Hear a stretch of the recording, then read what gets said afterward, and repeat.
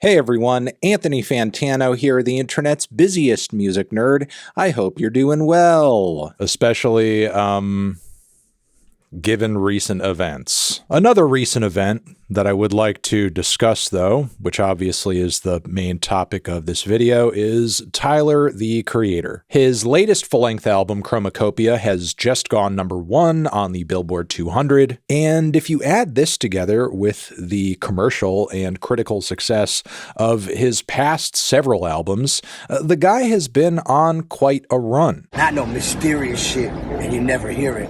And has really evolved and developed into one of the most massive forces in mainstream hip-hop, with no real end to his reign in sight. Keep in mind, this is in the midst of a cycle for an album that is deeply personal, very moody, super conceptual and introspective, and led off with an opening single that frankly didn't have nearly the viral appeal that like Earthquake did. We'll discuss all these details in a second though. What I'm trying to say here is through his own way, on his own path, Tyler, the Creator, has become one of the biggest stars in hip hop music. It's to the point where I feel like it's time for a discussion as to whether or not he is worthy of consideration for what we would call the big three. The three biggest, most impactful, most relevant, most significant current day hip hop artists alive and active doing their thing in the mainstream. For a long time, this was pretty much considered to be Drake, Kendrick, Cole, point blank period. But now with Cole in many respects on the downturn and Tyler continuing to grow, again, I think it's time to have this discussion.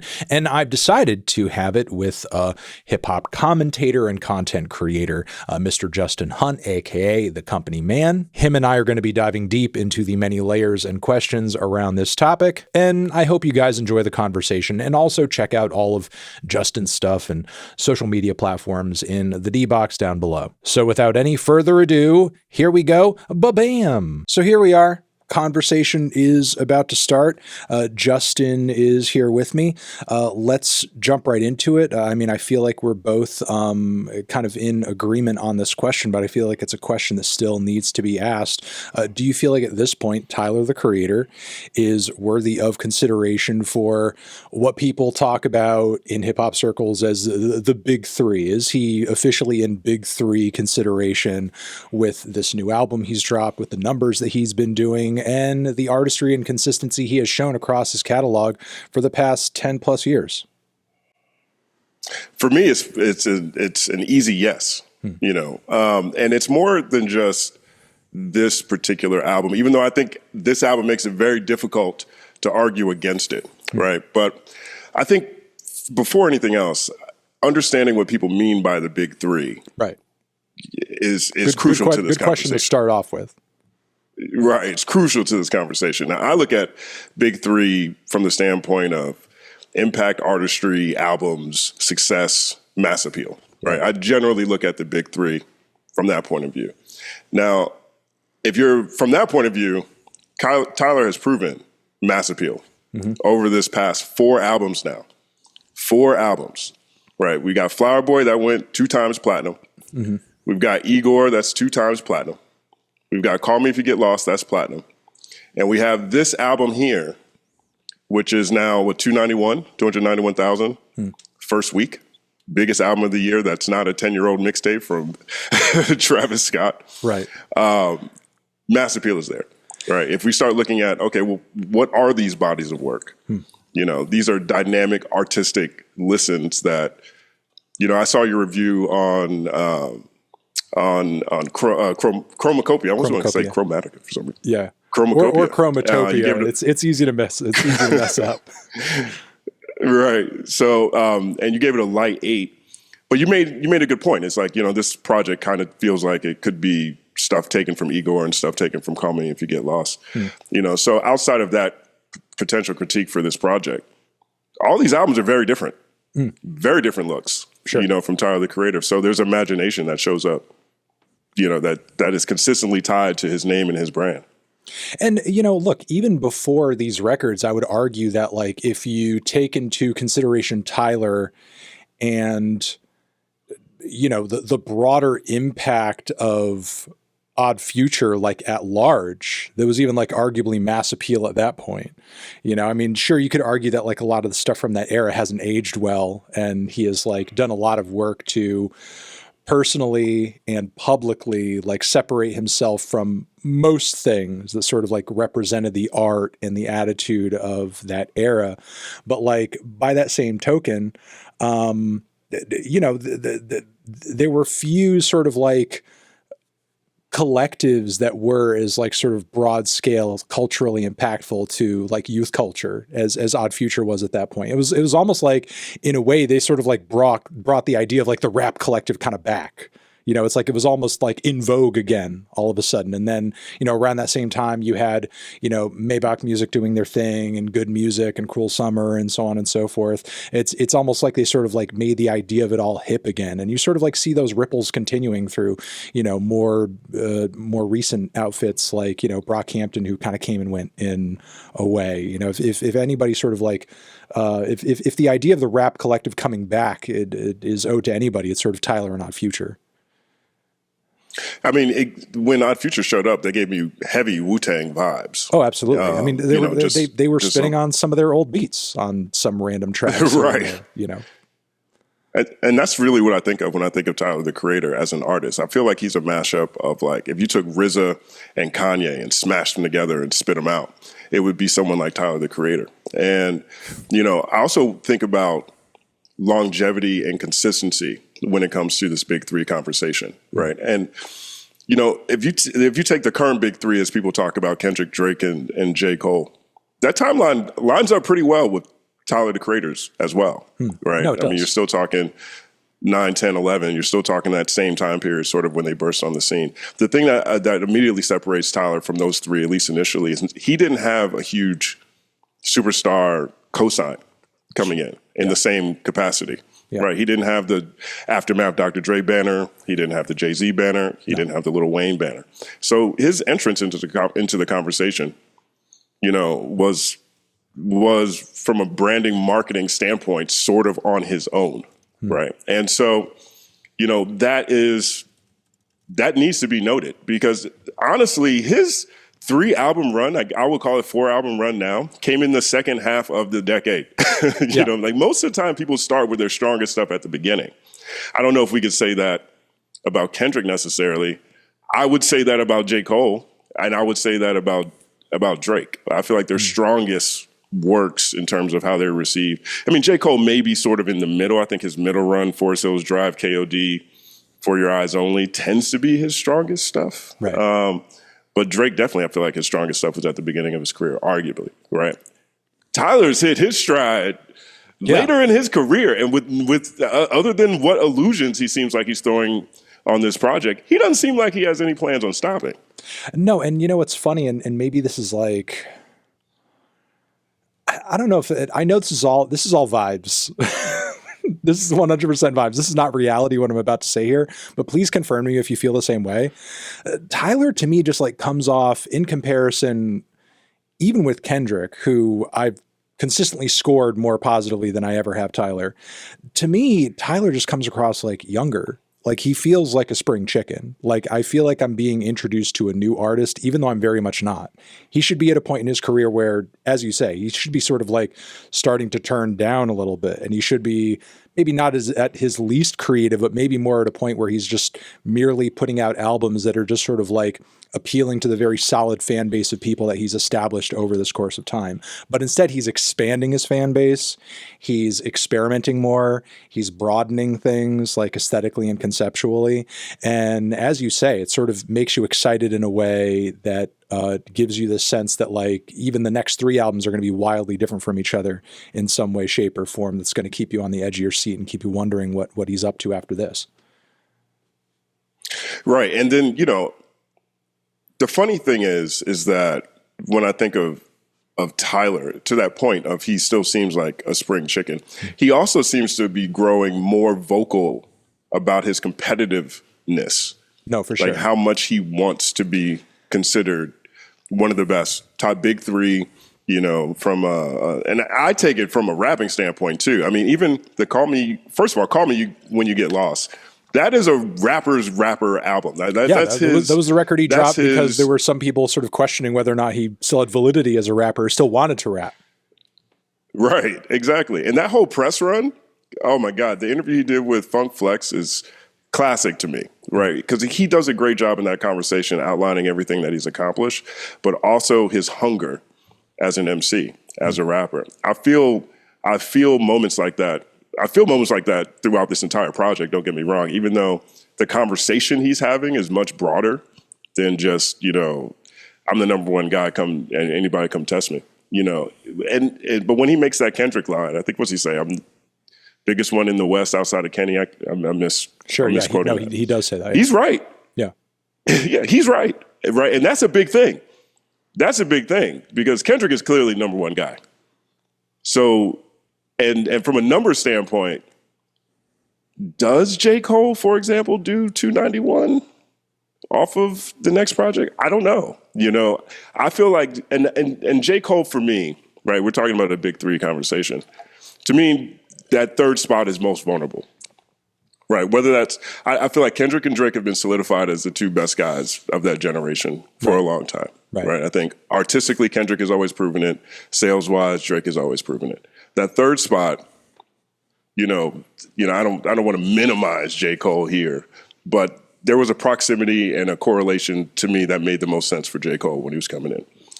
But that third spot has always seemed more vulnerable, right? And if you look at J. Cole's last two projects, I'd argue that J. Cole isn't necessarily trending in the right direction, right? I mean, he did double platinum for KOD, platinum for the off season. Might delete later. I'm not sure if it's gone platinum yet. I don't think it has.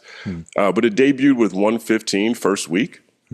Right, as opposed to the offseason, which did 282 first week and KOD 241 first week, right? So that was 115 first week with the Kendrick Lamar diss track on it. Right. With the Kendrick diss on it. Right. Right. There's a lot of pressure on the fall off. If we're talking mass appeal being one of those metrics. Yes, J. Cole has a massive fan base that I think crosses over, that he's earned over the course of his career. But 115, 115, maybe that's a sign of an anemic music industry. But he also has more criticism on him now than he ever has. And if you pair the last three releases from Tyler versus J. Cole, the macro environment is the same. It's still an anemic music industry from just about everybody. Tyler comes up with a shortened week. Yeah, no. He dropped on a Monday and did 291.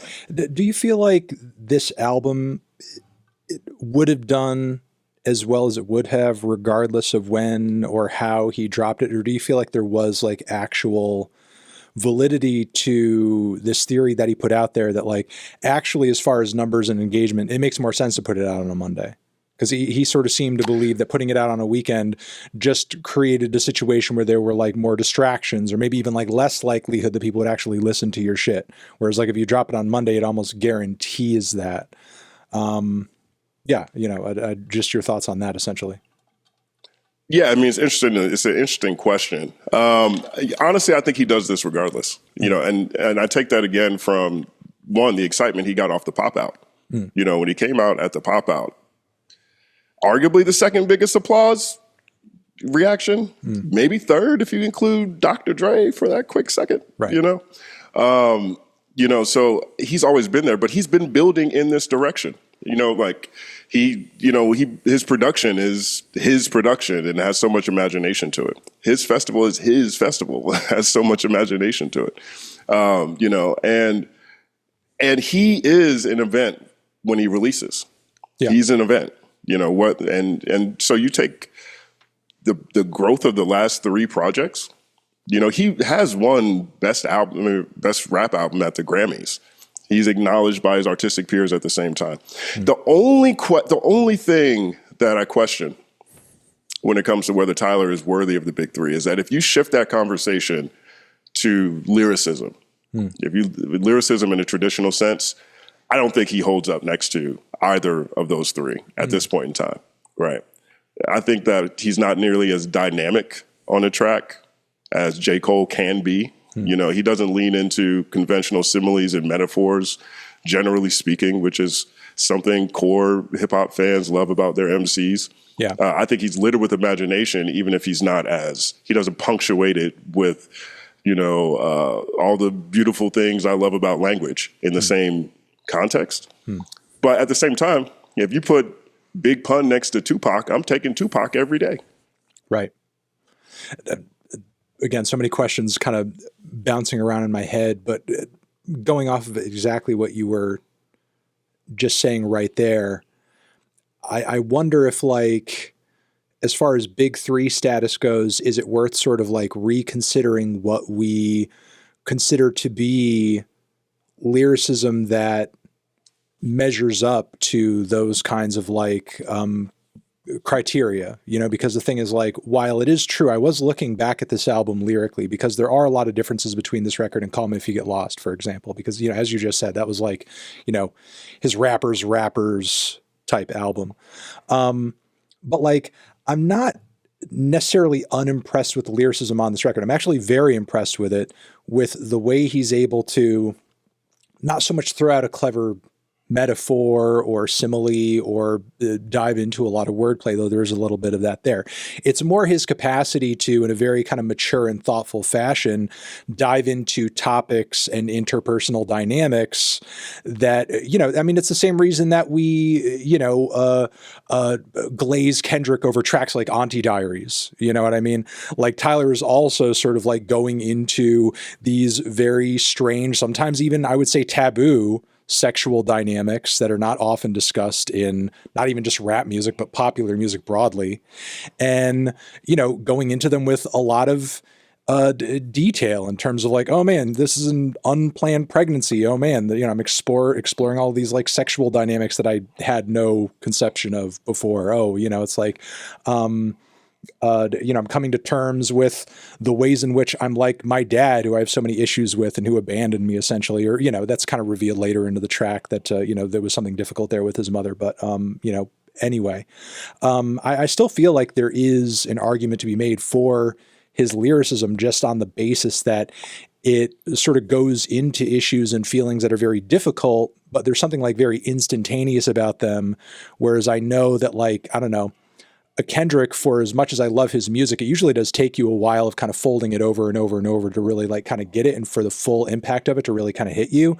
Whereas like, I feel like Tyler is dissecting these very hard and very difficult decisions in his life in a way where it hits you immediately, like what he's on about, and the emotional impact is immediate as well. He's very surgical about it. And I feel like it takes a certain type of writer to pull that off.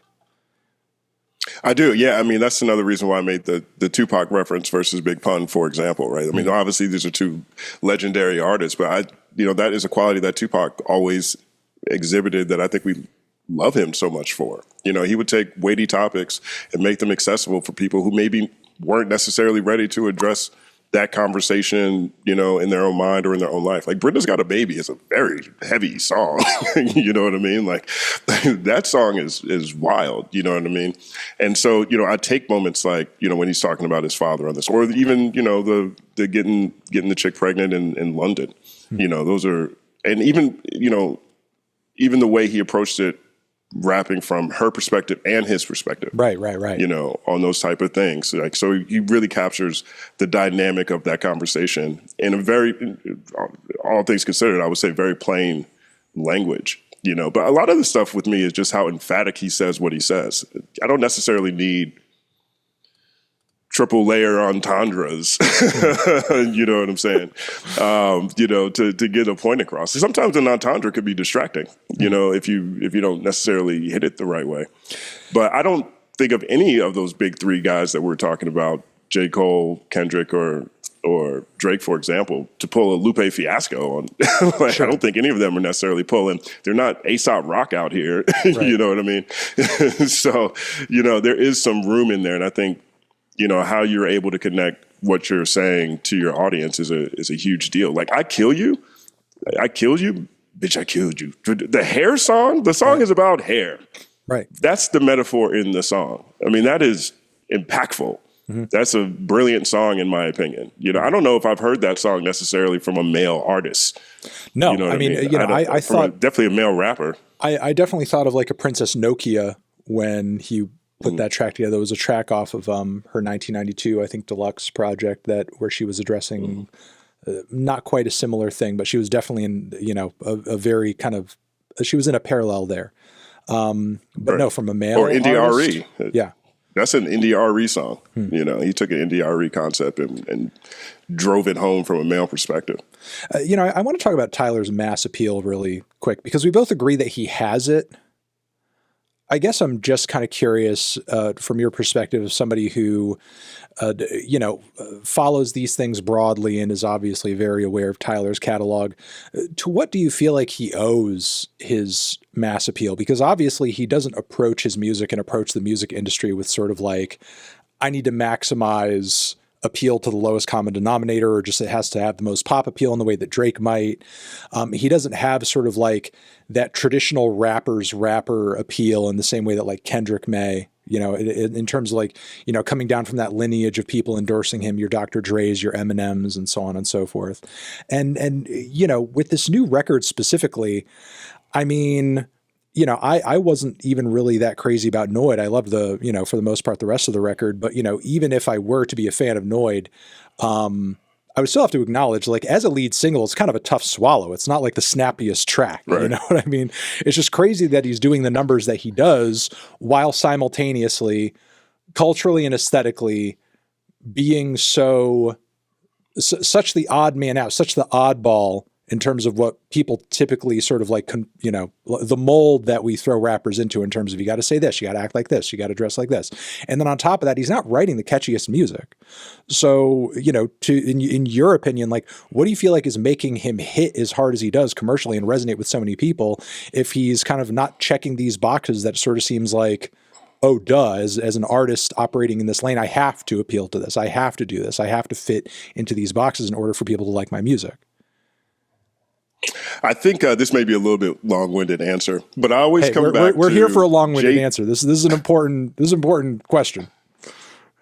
There we go. I always come back to Jay-Z's "Breathe Easy," right? And he says, "Best flows, most consistent, most charisma. I set the most trends, and my interviews are hotter." Right. And so he sort of gives I misquoted. I think I missed one, but that was the first time I really thought about all the different ways a rapper interacts with its audience. Now, this is 2001. Internet is pretty bare bones at that point in time. A lot of people still had DOS. You had to ask permission for your computer. Your computer would give you permission to turn it off. You know what I mean? But the interview made a big difference back then. When we saw people, on stage and whatever they were saying between songs made a big difference, right? Whenever we saw them, any video that any DVD that came out, you get to see them on tour, made a big difference, right? And with Tyler, he has all those things. His interviews are crazy, by the way. And his social media presence is uproarious, but very poignant because he's very honest. Anytime he does a conversation, whenever he has an issue with something, which means he has a point of view. We know what Tyler likes and doesn't like. That immediately brings people closer to you. And then you start just thinking about the impact of Loiter Squad. He had a whole sketch comedy show. So there's a whole generation that grew up laughing with Odd Future and the crew. You look at the success of Earl, for example, or Frank Ocean, for example, right? So we've seen other Odd Future, Tyler, the Creator products have incredible appeal from a music standpoint on their own. You look at the success of his festival. You have a whole, at least Los Angeles, a whole coast of people who are used to running to Golf Wang's store or to, Camp Flog Gnaw and experiencing Tyler's imagination and his perspective, perhaps separate from his music altogether, right? And so you add that whole thing in, and what you have is a star. You have a legit star. His interviews are better than J. Cole's, better than Kendrick's. I love Kendrick. Everybody knows I love Kendrick. I don't know how much I love Kendrick's interviews. I'm always interested to see what he has to say, but I don't see his point of view the way I do through his music. I get that with Tyler. When it comes to being a human being, being a person, the Flower Boy reveal that he's gay or bisexual or whatever, very risky thing for a rapper to put out there. It's a type of vulnerability I don't think we've seen from Drake. You know what I mean? If you start really looking at all the things that go into being able to move units as a modern artist, you know, he is putting up Travis Scott, Kanye numbers this year and didn't have to be in a relationship with a Kardashian. And I take that all just to be just an example of how well-rounded his brand is overall. And his music is almost the icing on the cake. Because every time you see him again, his perspective is broadened. No, it's true, and it's actually kind of funny because we're talking about artists here who maybe are having how do I put this? It sort of seems like in the grander scheme of things, pound for pound, in comparison with all these other artists, Tyler has had just more viral moments. And not only just more viral moments, but more positive viral moments that reflect on him and his brand in a way that endears you to him. Whereas, you know, like you said, J. Cole, Kendrick, they may do an interview, but maybe it's not so charismatic. Maybe there's no hot takes. Maybe there's no point of discussion that causes people to sort of like, you know, come together and start talking about the interview. There's not anything that sort of like, you know, causes it to, causes an uproar or nothing. You know, a lot of Drake's interviews these days seem so fucking engineered. You know, it's like, oh, I'm going to talk with my favorite collaborator on the beach, you know, with like, you know, with 2-3 different camera shots, like kind of going back between us. And we're just going to sit there like, oh, I don't know if I'm going to keep doing this rap thing. You know, it's like, it just seems so fucking groomed, you know, to the point where it just, am I even living in reality? You know, whereas like when Tyler hops on the mic in a conversation, you don't know what the fuck he's going to say. You know, he may say something that pisses you off. He may say something that you agree with and, you know, makes you feel validated. Either way, you know, that compounded with the fact that there are all of those like ridiculous viral moments from his social media, his live sets, the comedy show that he was doing. It just sort of seems like, yeah, he just has more positive viral moments that people just sort of like look back on fondly with nostalgia. And as a result of that, they're always kind of like coming back to see the next thing that he's doing. You know, even though his new record, I feel like, compared to, you know, to me, there is not a song on this new record, as much as I love Sticky and as much as I love a lot of songs on it, that has like sort of like the commercial viability of like an Earthquake. You know, that's like such an instantly catchy, unquestionably like infectious song. And again, even for your typical rap fan, like you would presume Call Me If You Get Lost would be just way more digestible. You know, rather than kind of like going through these songs about like, hey, I'm not going to judge this person because they're into some freaky sex. You know what I mean? Right. Right. So I'm going to buy a boat. Right. Exactly.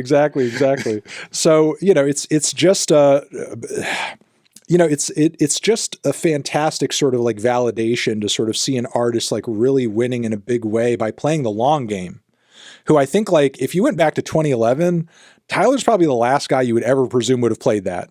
Like you would compare him to a Drake, to a Kendrick, and be like, this guy's just a troll, you know, who like can rap at the same time. Like no way this guy is going to have long-term, the kind of like carefully crafted brand and career and essentially become like, you know, the Walt Disney of weirdo rap. You know, to where I have my shows and my festivals and my art and my music and this and that and my fashion designs and so on and so forth. He's just like so multifaceted in a way that like, you know, kind of like, honestly, the further he goes down this road, it sort of seems like the less he has like, and any people like kind of competing with him in the same way. It sort of seems like he's really like one of one. Right. And, you know, I think a lot of it, the themes of his music are, you know, tend to be comfortable with being yourself. Take your mask off, you know, and he represents that in every facet of his public persona.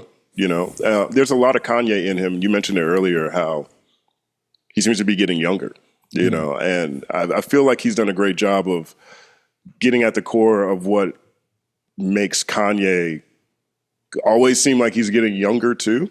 And as well as Pharrell. And so especially on the production sides. But I think that Tyler's also really good at honing in on maybe not this generation, but youth, the feeling of being young without having to pander to it. Right. I mean, there's a lot of think pieces this year about Taylor Swift and Drake and how they sort of have a stunted growth format or formula for their music. It's always appealing to adolescents, 16, 17, 20-year-olds getting cheated on and not really expanding past that. I think there's so much more. I think youth culture is so much more than just those particular experiences or emotions. And a lot of it is identity.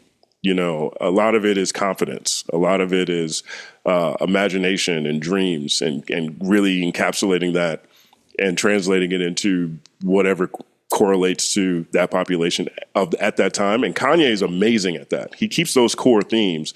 He'll arc the sound to whatever might be happening. He might have whatever features on it that actually speak to that generation. But those core themes are still there. And Tyler has that too.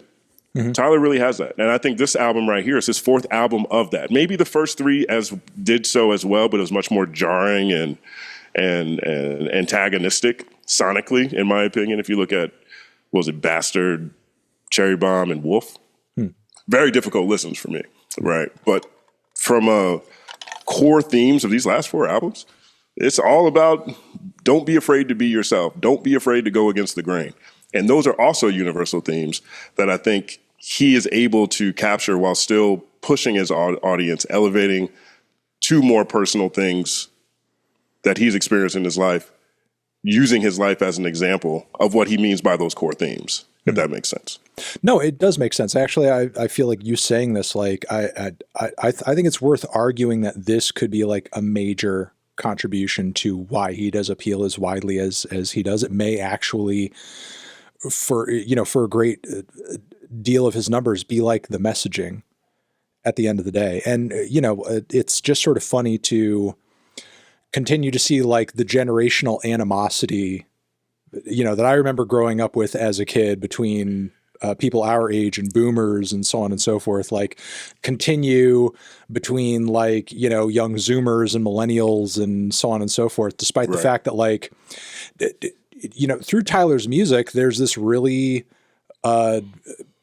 huge commonality and parallel that I feel like a lot of people like, aren't necessarily considering. Like when you are younger, when you are a teenager, like at few points in your life, are you more sort of like simultaneously conscious and sentient, but also at the same time out of control of your life. Like everything, you're not an adult yet. You don't have control of much of anything in terms of like what you want to do, where you can go, what you can own, and so on and so forth. And then, especially as a male in the mainstream, in a genre of music that tends to be sort of as conformist as hip hop can be, Tyler has certain expectations on him too, in terms of how he should be conducting himself and acting as a guy and things that he should be rapping about and shouldn't be rapping about and so on and so forth. And, what I feel like, as you say, like a lot of younger people are sort of identifying as his attitude that like, fuck that. I'm going to just be how I want to be. And I'm going to make these general tracks about being yourself and celebrating yourself and encourage that other people do the same. And of course, younger people who are like dying for the first chance to sort of like get out there and do whatever the hell they want to do and actually be adults are going to hear that. And like that message is going to mean a lot to them. Yeah, 100%. I mean, I was really excited when Tyler called out Ian this year. And it was more than just Ian, but he was calling out people spoofing hip hop, spoofing our legends, right? I mean, to me, it's very important that an artist have a point of view other than, how great they are or, how many relationships they messed up because as soon as they showed up, somebody's girlfriend ran and they started belly smacking, whatever. Like having a point of view on what's happening, broadly speaking. Tyler always has that. He always does. Like to me, Tyler's already in the big three. I did a GOAT piece on Tyler 2 years ago. I rewatched it before this conversation. and the closing thing I said is, if we talk about this big three, if we're talking artistry, it's just Kendrick and Tyler, And so outside of conventional lyrical prowess, which I would give J. Cole the nod over Tyler to, if you look at everything else, I think he's in there. Right. I mean, and this year is such a pivotal year for that conversation because we did have all three of the big three square off one way or the other. Right. And we really got to see what it looks like in a competitive standpoint going at each other. And to say what we want about Drake, at least he jumped in the ring. Right. And Drake is the guy who really didn't have to do any of this. No, he it's true. jumped in, so he's still super competitive. J. Cole, Tyler doesn't pull a J. Cole. As much as Tyler and Kendrick are cool, I don't think Tyler is worried about the same things J. Cole is worried about. And to me, I think that is the difference between J. Cole and Tyler. I feel like J. Cole really is worried about what other people think of him. He really is worried about, as much as I think he presents well in a conventional hip hop sense in terms of, proclamations of greatness. And I'm not saying that this writes him off as an artist or all of a sudden nullifies his contributions to hip hop or his catalog. No. But that is a pivotal moment. I don't see Tyler doing that.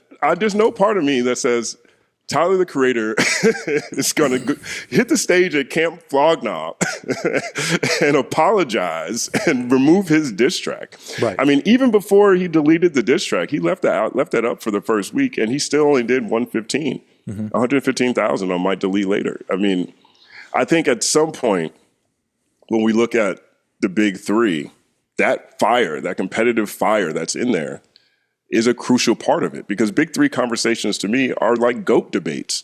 And GOAT debates largely stem across people who want the title, Right. who want it. And it used to be a time where everybody seemed to want it. And now there's a time where less people care about that. But the people who do care about it still means a lot. And Tyler's one of those guys. So I don't know. Like, to me, Tyler already is in the big three. And I think he's earned it. And if we start adding ancillary things like who's producing their own music, I mean, only two of those guys are producing their own tracks, and I'll take Tyler's production every day of the week over J. Cole's, without question. Right. And for years, Kanye has been a point of discussion in exactly these conversations. And the argument that's always been made is like, well, he's a producer too, and da-da-da-da-da. And it's like, okay, well, so is Tyler. And now he's doing these big numbers and so on and so forth. So he should also be considered. Also echoing other things that you've said there. I fully agree with the Ian thing. And it's also just like very surprising and refreshing, honestly, to see an artist like Tyler not only say what he said because it's true, but also there are a lot of artists out there that also feel the same, but are not willing to say it because they're afraid of sort of potentially alienating the younger listeners who might otherwise hear their stuff. And that Tyler, Right, at the end of the day, feels confident enough in his work to where he feels like these young people, they're going to fucking listen to me anyway. Even if Right. he knows for a fact that here's the fact of the matter. I'm going to say something fucking real. Tyler's had these fucking white kids on lock for a fucking decade, way longer than Ian has. I am sorry. He has had the white children. Right. He has had the white children fucking locked up in the cage for way fucking longer than Ian. Okay. And way longer than Right. Ian ever will. So the fact that Tyler understandably feels completely unafraid when I don't give a fuck, it's I know these kids are going to listen to me anyway.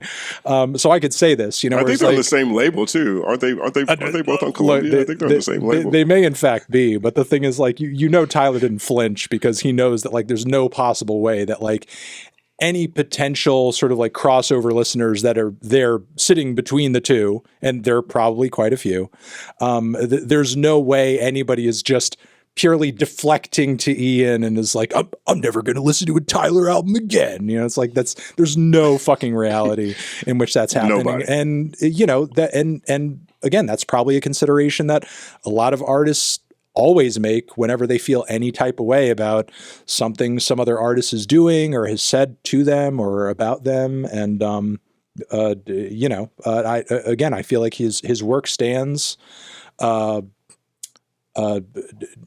its own quality, and he knows that, and he's aware of it. And it's great to sort of see him sort of acting like that and sort of broadcasting. Yeah, and his that out into the live world. show is great too. Mm-hmm. His live show is great too. like just the energy he has on stage, his showmanship. I know that we are in a very compartmentalized era, and what I mean is, the niche appeal.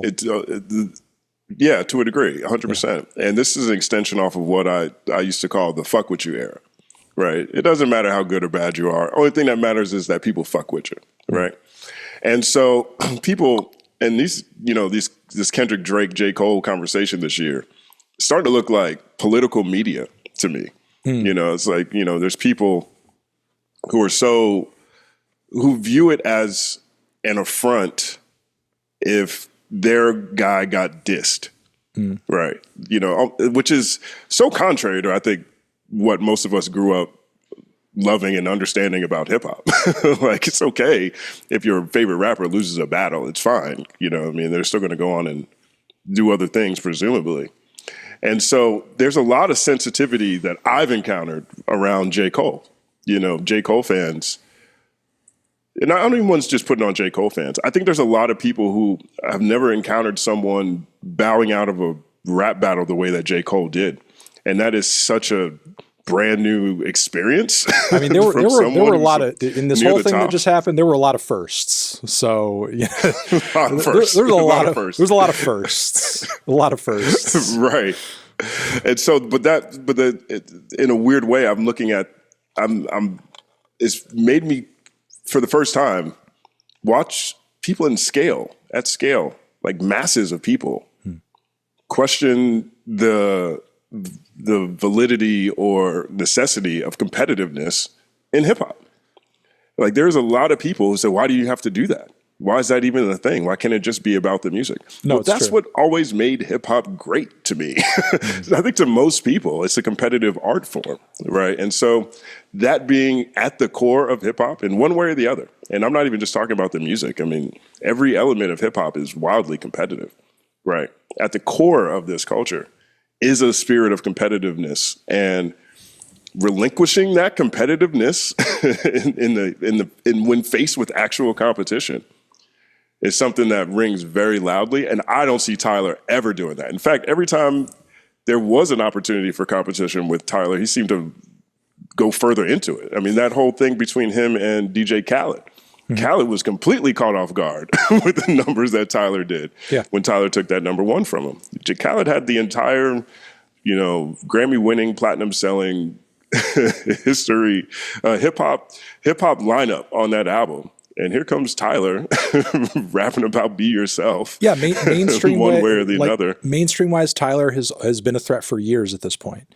And, I mean, to what you were just saying, like, I agree with your assessment. I don't think Tyler would do what J. Cole did in that situation. Simultaneously, I have a hard time sort of like seeing him entering into it in the same way that he did. I mean, I feel like Tyler would have not stepped on the rake to begin with. I feel like he would have either smartly avoided it, or if he was going to go into it, he would have gone into it. And if he was going to say something, it would have amounted to more than, hey, T-Pap kind of sucks. It's kind of a sleepy album. And, it's like he would definitely have more to say. And, I don't know if he would take it as personally. It would probably even be funny about it. He would probably come up with a few funny bars and sort of like, I think he would probably like find a way to take the piss out of the situation and just like actually make it entertaining while staying competitive in some form or fashion, rather than kind of like, getting in his feelings about it, because, we know him to sort of be, at least in some sense, a troll, a clown on some level. He's always going to be able to fall back on that at any point that he needs to sort of like do that, because people sort of understand that element of his personality. And that raises a great point too, because he is the funniest of all those guys. Right. Personality goes a long way in art and in music, and Tyler is hilarious. But I want to ask you real fast. So do you have Tyler in your big three? I think I would. I feel like at this point, with J. Cole kind of bowing out of this recent beef that we saw, with the fact that Tyler really sort of seems to be on the incline in terms of numbers, in terms of artistry, in terms of like just being an all around talent. And I feel like it's also important to throw him in there as of this point because of the wing of hip hop that he currently represents, that we see more and more and more of, I guess, like a presence of each year. I mean, obviously, Drake represents purely the pop-centric wing of the art form. Kendrick is more true to its roots and, continuing to push forward in ways socially and conceptually that are thoughtful, that are meaningful, while Tyler for all of his flaws, of which he has many, but still, I think he's like kind of persevered as, kind of like the wild, artsy eccentric of the genre. Again, he's like a Willy Wonka type. He's a Walt Disney type. He's like a Jack White type. He's like doing everything. He wears many hats. He's very in control of his image, of every aspect of his art. There's numerous layers to his art. I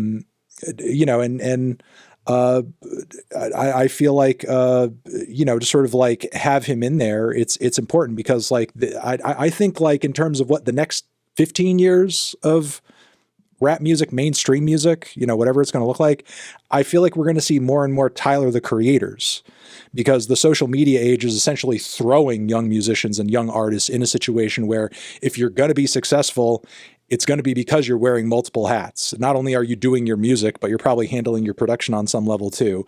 You're doing merchandising for, your art and your album cycle. You're probably like, handling your touring and booking dates because, these labels, unfortunately, right now are just like trash with how they leave artists high and dry. I mean, Ari Lennox, for example, who, recently came out with that video where she was talking about, and the thing is, I sympathize with that because, unfortunately, while I do feel like the next 10 years is going to drag out more artists like Tyler who are going to do great things, all that stuff isn't every artist's strength. You know what I mean? Some people are just going to be like really great at singing. And and that doesn't mean that we shouldn't hear those people or that they're not worth platforming or that they're not worth giving a career to. And here we have Ari Lennox, who's like sitting there trying to fucking take out a Google ad for her frankly great single, because Smoke is a great single. And to think that like a track that good and that entertaining and that funny is like getting almost no label support is insane, but they're just not considering it because she's, in the bottom rung in terms of their priorities at the label. And she's not getting as much social media hype as maybe some artists out there might be. It's just ridiculous, and to me says that like, unfortunately, like the strength and PR arm of, the old days of the music industry is just like gone. And the people who are going to sink or swim are those who are willing and are capable of like just doing everything in-house or as much as they can in-house as possible. And just like, just being kind of jacks of all trades. And Tyler is the guy who, as far as mainstream hip hop goes, has proven he can do that the best.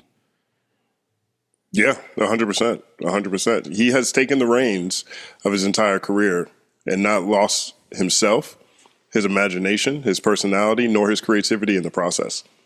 And I think that should be celebrated. No, absolutely. I mean, in a way, it's like, Kendrick with this whole PG Lang thing, it's almost like he's kind of going back and kind of catching up to Tyler in that way, because like after so many years of doing what he did in the fashion that he did, he kind of came to realize like maybe actually kind of just going out on my own is the better option here, whereas like that's always been like Tyler's direction. Right. And I think, it's an interesting situation with Kendrick too, because Kendrick, he's been on TDE for 20 years, basically. He basically grew up on that label, sure. And I think it was really dope how they came to whatever agreement they came to for him to even be able to separate. The Lil Wayne should have been so lucky. Right. You know what I mean? No, absolutely. And so, I think, and what they're doing with PG Lang, the whole marketing, advertising arm, there's a whole lot of Steve Stout coming out of that. And I really appreciate that too. They have a look, they have an aesthetic, and I think that's like their Super Bowl ad looks like oh my God, what accounting company? I feel like there was a brokerage they were enlisted to do the commercials for or whatever. But, just their overall presentation, is from an artist at the level of they're doing it. I don't know if I've seen something that was so consistent on an advertising side from PG Lang. It feels really Madison Avenue, the way that they're approaching a lot of these things. But you're right. I mean, Tyler's ahead of the game when it comes to rounding out the entire Tyler, the Creator, Odd Future, Camp Flog Gnaw, Golf Wang experience. You know what I mean? All right. So he's in my big three, he's in your big three. And I appreciate you coming through and just telling Yes, me. and J. Cole is out. I still have Drake. I still have Drake in there, by the way. Okay, no, I still have Drake in there. oh no, I get it. I still have Drake. Drake stepped up to the battle. And he's still represented for the competitive side of hip hop. That's a big deal. He has the numbers and impact that you can't really deny. I mean, I feel like you could argue whether or not current day is like, the artistry there in a way that it was at one point, but like, still the influence and the impact is there. And, when Drake does something new, everybody's writing it down in their notebooks. Like, oh, I might have to have a track like that on my next album. It's people are still watching everything that he does and trying to follow along. Yeah. And I think all eyes are going to be on obviously his next project, but eyes are really on the fall off now. Yeah. I think there's a lot of pressure. A lot of pressure on the fall off. There's a lot of pressure. A lot of it. Oh, and I was just going to say, to a point that you were making much earlier, like he, while personally, I think there's a lot to J. Cole's music outside of whether or not he's like, literally competitive in, sort of like a battle or beef sense. At the end of the day, I mean, I've just seen so many comments and so many takes in reaction to how he handled all of this, where it sort of seems like a bubble has popped, because unfortunately, like a lot of people, look, I like J. Cole, but the fact of the matter is, like, as far as like appreciating him goes and liking his music goes, like, I'm like pretty casual about it. There are a lot of people who have been listening to him for years where they've literally been feeling every bar. And every single time that he's like put himself on a certain level or a certain pedestal or whatever. And unfortunately, like, while, I haven't really had that come to Jesus moment because I've never been under the presumption that any of that was true or even most of that was true. A lot of people say that, you know what I mean? Like, yeah, me neither. At the end of the day, like, when the rubber hits the road, you've got to prove it. He hadn't really had that choice up until now, and he didn't prove it. And sadly, like that disillusionment has come hard and heavy for a lot of J. Cole fans who are like, I don't ever want to hear him say that shit again. And next time that he says something along those lines, I'm going to think about it. I'm going to be like, well, didn't you do this? And didn't this happen? And didn't you say this? Right. And, so unfortunately, like that pill's going to be hard to swallow moving forward. J. Cole is great. And I mean this complimentary too, by the way. J. Cole is great, like a great starter rap artist. Like if you're a young person or you're someone that's outside of hip hop and you want to get an idea of what hip hop really is, but also in a very digestible, low hanging fruit type impressive way. Yeah, it's J. Cole. Like he'll give you the similes, he'll give you the metaphors, he'll give you the conviction, he'll give you the bravado, and if you're a new listener, you might be blown away by his framing and his metaphors, etc. But in terms of the broader scope of what he offers, even just if we just take his music, and from my point of view, I'm not saying any of this as a slight, if you just take his music at face value, if you've been listening to rap long enough to understand his influences, for example, that he's talked about, for example, there isn't the level of imagination or genre pushing that you get from Tyler, from Kendrick, and truthfully, at his best, Drake. And so, I think J. Cole is amazing for the space. I love what he represents.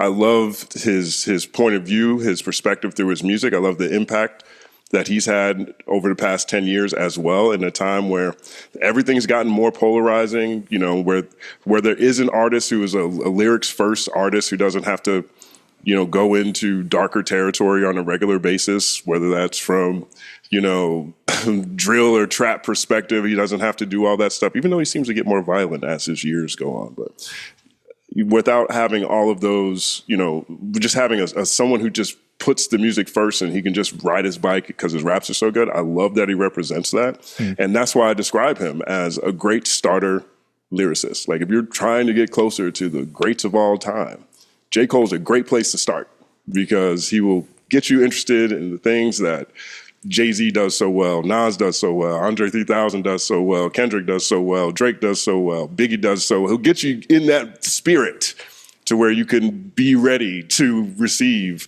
the difference between look, it's those true. who are really top tier and everybody else. It's true, and it's not, as you say, it's not necessarily a diss It's not necessarily a slight. There are parallels in other genres. Right. You know, it's like you could fucking say 100%. Metallica. You know, it's like as far as metal music goes, it's good, but also simultaneously it's kind of like training wheels metal. You know what I mean? It's like Right. it's like metal that you could show basically any genre of person and they wouldn't be like horrendously offended at it, and everybody could more or less like agree, yeah, you know, this is metal. You've got the beats and you've got the guy who's kind of yelling and you've got the riffs, and you know, there are certain like thematic tropes that come up in most of the songs. This is like metal, but is it like the most Right. technical? No. Is it the most edgy or boundary pushing or experimental or adventurous? No, you know, but it's still good. You know, it's just like the metal, it's the artist that basically everybody can agree upon in terms of like, yeah, this definitely qualifies as metal music. And it also qualifies as like, it's pretty good, you know, like, and, you know, and a lot of people started out listening to them young and can look upon them fondly, even though their maybe tastes have sort of like matured over the years. You know what I mean? So again, every genre and every sort of movement needs those artists that sort of get people in the door. You know what I mean? And if it's J. Cole, it's J. Cole. Yeah. And he should wear it as a badge of honor. You know, I mean, to be in the big three for a decade plus, major accomplishment. Mm-hmm. Major accomplishment. To have an album as successful as Forest Hills Drive, almost nobody will ever have that. No, it's true. You know what I mean? And so, I think I think he had a great run in the big three, and I think Tyler is a worthy successor, and I look forward to what happens over the next 10 to 15 years, because I don't think that whether or not these guys decide to make music as consistently at any point in time, none of these guys seem like they're ready to slow down. And we're watching the success of older rappers continue in more dynamic ways than we ever had before. And as a generation, most of us grew up as the hip hop generation where we were trying to explain it upstream to the previous generations. Well, now, there's a whole, as a generation, we're in that position to where we will always love hip hop and we'll continue to support it one way or the other. So the ceiling is even higher for artists in this genre to continue making magic well past what used to be old man rap. And I think all three of those guys will continue to push the margins. Justin, I want to appreciate you. I appreciate you coming through and taking the time, and just thank you for contributing to this conversation. And I'm glad we could agree so passionately on this question. I appreciate the invitation. I've been a big fan of your work for a long time, and happy to have called you a friend for a long time. And I'm glad that we got to have this conversation too, because this is something I'm in breakdown mode right now. I've been doing a lot of news on my channel, and the benefit about covering the news is it makes breakdowns a lot easier.